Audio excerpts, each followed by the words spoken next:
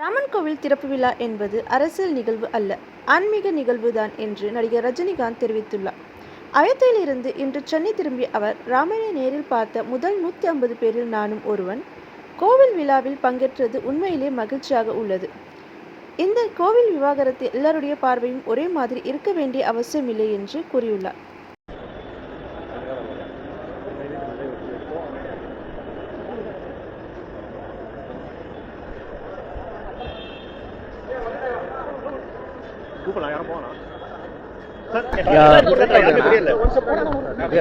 ரொம்ப நல்ல தரிசனம் ஆச்சு.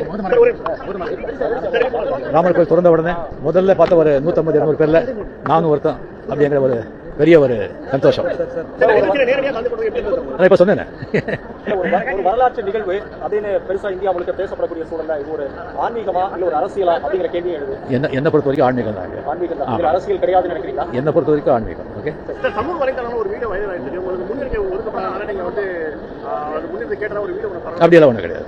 அதாவது இந்தியா முழுக்க ஒரு ஒற்றுமையோடு பயணிக்க வேண்டிய நேரத்துல இது வந்து ஒரு மத அரசியலை முன்னிறுத்தக்கூடிய நிகழ்வுங்கிற விமர்சனங்கள் கடுமையா வந்து ஒவ்வொருத்தருடைய பார்வை ஒவ்வொருத்தர் மாதிரி இருக்கும். எல்லாருடைய பார்வை ஒரே மாதிரி இருக்கணுங்கிற அவசியம் இல்லை. ஒவ்வொருத்தருடைய கருத்து அவங்க சொந்த கருத்து.